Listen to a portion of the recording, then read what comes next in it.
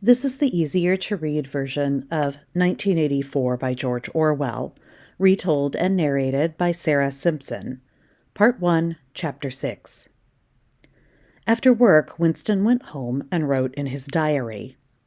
3 years ago, I was out walking at night. I was in a bad part of town where the Proles live.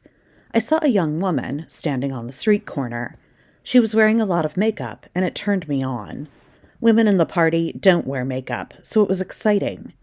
I didn't see any cameras, so I went over to the woman. I knew she was a prostitute. I had been with prostitutes before. She told me she would have sex with me for $2. I followed her back to her apartment. There was a bed pushed against the wall, and the lights were very dim. I was shocked when she threw herself down onto the bed and pulled up her skirt. Party women hate sex, but this woman seemed to want it.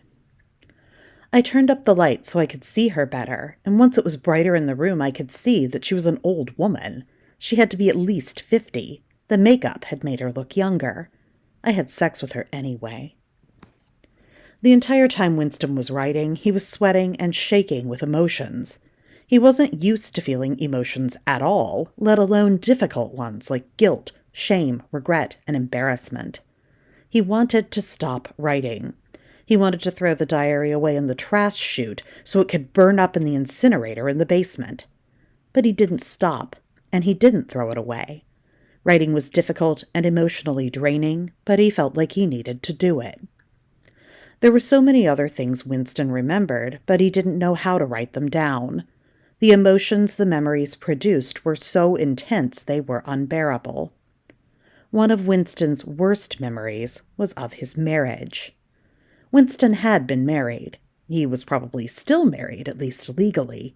He hadn't seen his wife, Catherine, in more than 10 years. She was probably still alive. They just weren't together anymore. Catherine had been tall, blonde, and beautiful. Winston was attracted to her. He desired her. Catherine didn't feel the same way. Like most people in the party, she had been taught from a young age that sex was not supposed to be something she enjoyed. The only purpose of sex was to produce children who would serve Big Brother.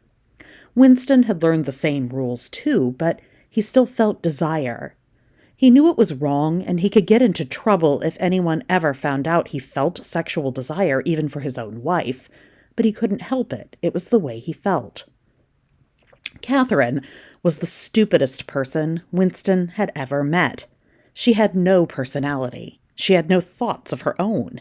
Every word she spoke was a repetition of something she'd heard on TV or read on a Big Brother poster. Still, her stupidity wasn't the deal-breaker for Winston. It was her attitude towards sex. When they did their duty to the party, this is the phrase Catherine used to describe sex, and it made Winston cringe. She lay there unmoving with her eyes closed.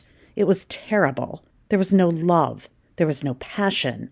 It was just another unpleasant duty to Catherine, something she had to do because Big Brother said Oceania needed children for the future. After a while, Winston dreaded sex with Catherine. It made him miserable. He even proposed the idea that they could both be celibate, never having sex at all.